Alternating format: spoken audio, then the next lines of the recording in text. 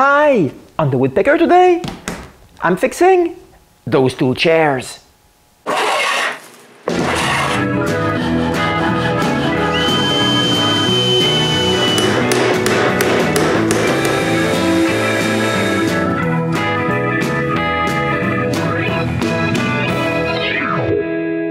Eddie, one of my listeners, contacted me to ask if I could fix his chairs.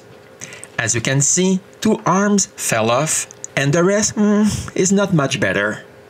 I will begin with the broken arms. It's obvious that someone tried to fix them. Now it's missing some pieces. The tip need to be reshaped. I begin by cutting it straight. This is quite difficult with this shape, so I finish the job with the sander.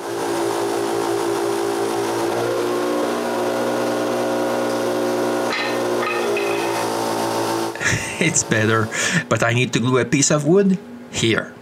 This is the surface that my old planer left me with. I need to fix this.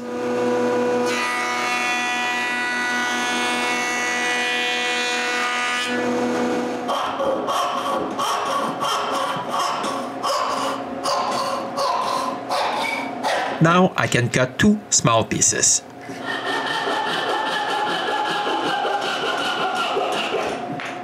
To glue those chairs, I bought some epoxy, which is supposed to be a little flexible. I figured this would be great for fixing chairs. It looks like a 5-minute epoxy, but it has a working time of over an hour. I spread glue on the cut I did and on the piece of wood and clamp them with a spring clamp. I do the exact same thing for the other arm. I leave them like that for 24 hours. Now I need to shape them.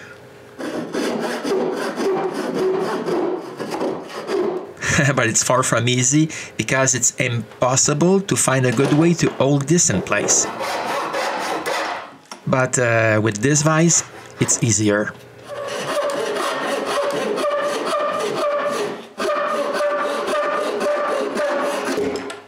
Even if a good part of the end is gone, there's still a lot to remove. I begin with some planes.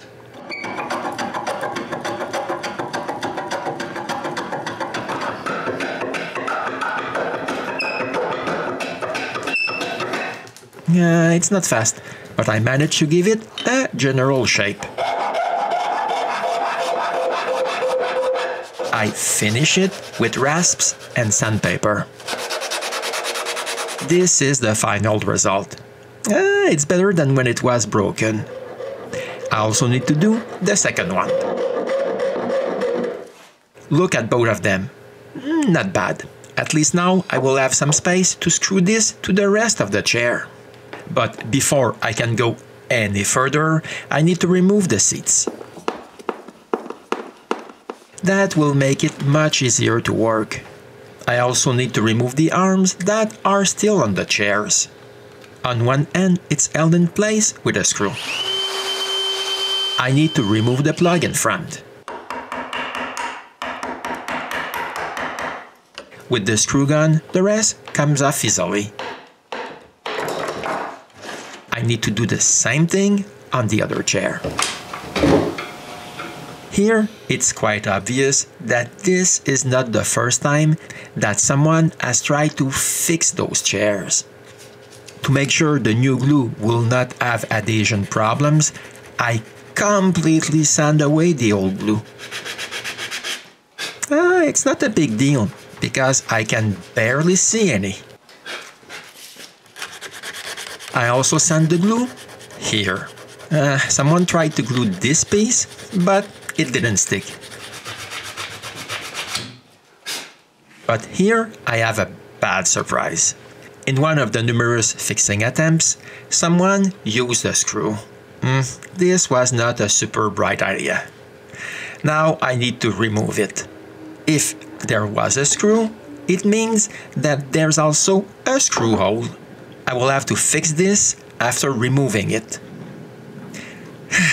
It's not easy. I have to pry it from every side. until it eventually breaks. This is a relief. I also need to remove the glue on the arms. The shape I gave the arms is not exactly the same as the original. To hide this a bit, I need to stain the raw wood, even on the arms that I've just fixed. While the stain is drying, I can take care of the screw hole. I need to plug it. To do so, I cut some small lengths of maple and make the end round. This is not 100% round, but it will do. After putting the round end inside my dowel former, I make a small length of dowel. Here it is. This will do the job. I sharpen the end. Then I use this special reamer to drill a cone-shaped hole. Unfortunately, they don't sell them anymore. It's a shame, because it's very useful to plug screw holes. Now I just need to let the glue dry. With all these rails and stiles, the back is really sturdy on this side. But it's far from being the case with the front legs. So I'm going to take this apart. The first thing to do is to unscrew the corner braces. When it's done, the front part comes apart very easily. Now I can remove the old glue. Okay, this is not a big job. I can't believe that someone approved this. But the other side takes a bit more time, because there's a lot more glue. It's now time to glue this back together. I'm going to use the same epoxy as last time, but this time around I'm going to get some pigmentation from my father's repair case. I put a bit of powder in the epoxy and I'm ready to glue this. I spread glue on both sides and put it back together.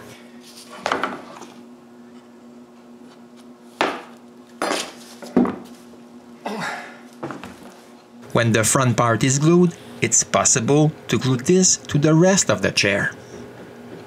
But I'm not done. There are still the corner braces to glue back in place. But this time around, I make sure they're glued on both sides of the glue up, not only on the corner brace. The only thing missing are the holding screws. I wipe off the excess glue. It wipes easily because the chair are already finished. The first part of the glue up is done on this chair. I need to do the exact same thing on the other one. As you can see, it's as sturdy as the other one.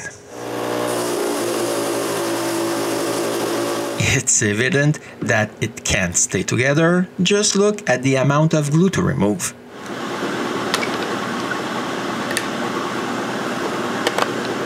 Now it's time to glue back the second chair. Since I still have a bit of epoxy, I glue back the piece that fell into my hands. To hold it in place, I couldn't find anything better than blue painter's tape. I let the epoxy cure for a full 24 hours. But I still can work on repairing the hole because this glue is already dry.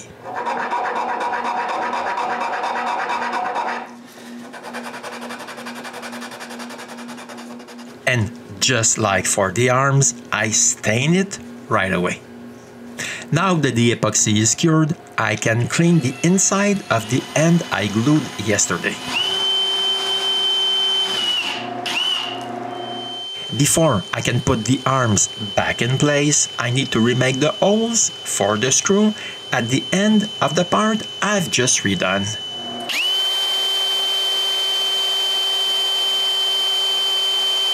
Those holes will have to be plugged, so I might as well make the plugs right now.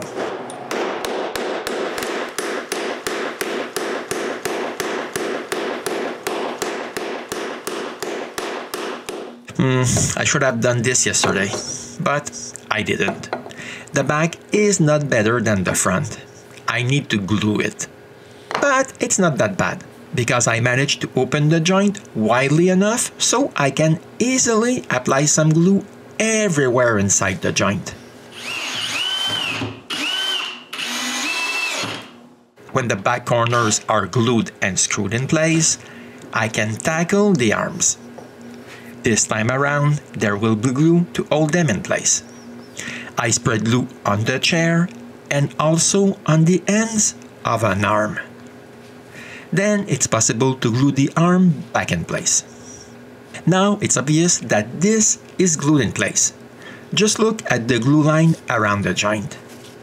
I wipe it off right away. The front part of the arm is not completely at the right place. I use a clamp to pull it. After removing the excess, this joint is much better. But I'm not done. There are 2 chairs.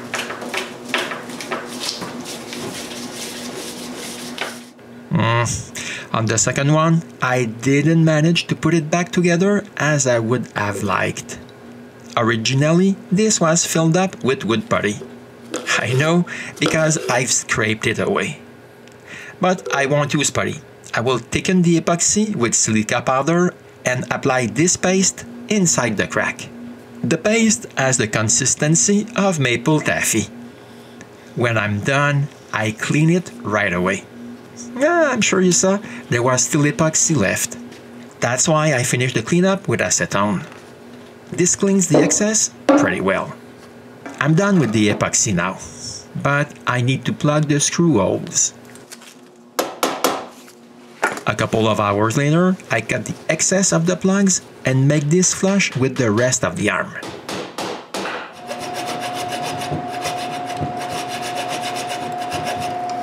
I also covered this with stain. Now I'm ready to apply a new finish to the chairs. First of all, I clean them all around with acetone. No grime can resist this. But I wouldn't have done that if I didn't intend on refinishing the chairs all over, because it also removes the lacquer. Now that it's cleaned, I take this opportunity to make some stain touch-ups. In fact, I find those chairs not too damaged. I only found a couple of spots with stain missing.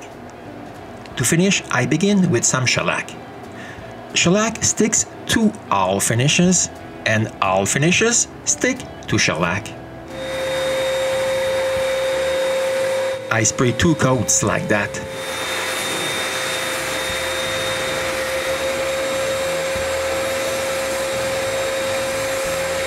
Then I rub all of it with an abrasive pad.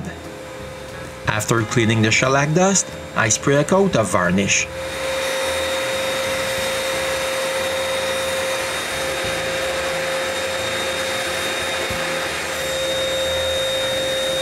In fact, I spray varnish for the rest of the day. In all, I spray 3 coats.